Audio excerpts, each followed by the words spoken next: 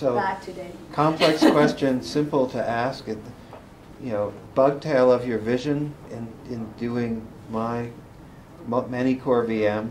This, debugging this stuff is really hard, even if you do stop and copy. And Right? kudos to Cliff and his peers who did the work at Sun to multi-processorize hotspot back in the day. You have this vision of concurrentizing every service, and I wonder if you've done any research into what that does to the invariants that need to be maintained in the virtual machine and the bug tail. Well, concurrent algorithms are harder, right? And they have a lot more bugs, right? So this calls the whole vision into question. Well, No, it's something else. there's lots of correct concurrent algorithms, even if they're harder to code, right? Right. So, like, even though they're harder to get right, now there's a lot of motivation today to use them. And your colleagues at IBM wrote a very nice paper on essentially the principles of getting concurrent garbage collection right. So you could build up from first principles that way in all these systems, right? So the way I look at it is there's a benefit to faster performance and power efficiency for performance, and there's a cost in added complexity. It is not at all clear to me that the kinds of invariants and algorithms in virtual machines can be compared to the kinds of algorithms for which we have parallel exemplars. And that is an assertion you're making implicitly that doesn't necessarily jibe with my experience. The experience I've had and the experience my friends at Sun gave to me was there were a whole lot of really tough bugs, and it costs money, and there's some interesting engineering trade-offs there. And I would, if I were pursuing the vision you're pursuing, which is wonderful from a performance point of view, I have no objection to it on those grounds, it would be very, very interesting to carefully look at all the invariants and try to get some quantitative measurements of what the cost is going to be to pursuing down that path. And maybe I'm just a chicken about this, and maybe I'm like a stupid programmer who makes a lot of mistakes and has to waste a lot of time debugging them. But can I throw some numbers into it, like some experience? So the experience, so the Sun Virtual Machine made very wise choices in the late 90s and the early 2000s, which said it wasn't worth it, right? I don't know.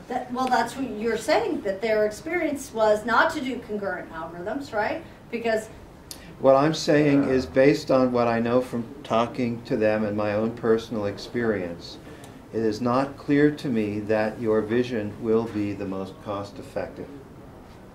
Well, so we're moving into a realm of parallel hardware that if the VM is a bottleneck, then all applications don't scale. And so what are we doing? That's a reductio ad absurdum fallacy. I did not say the VM is or is not a bottleneck. I just said completing that full vision you put up there may or may not be cost effective. So I'm asserting that the hardware is changed underneath, and if you're going to get concurrency on the application, the VM has to change in response. Like, does it change exactly this way? Maybe, maybe not, you know, but it's going to have to be quite different than it is today. Can you go back and show your list of interesting things?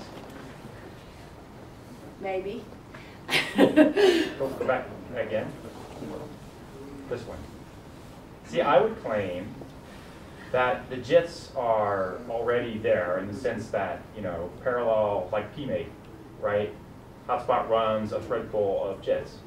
And Azul VM just has an official resizing thread pool so we can get more threads in a fight.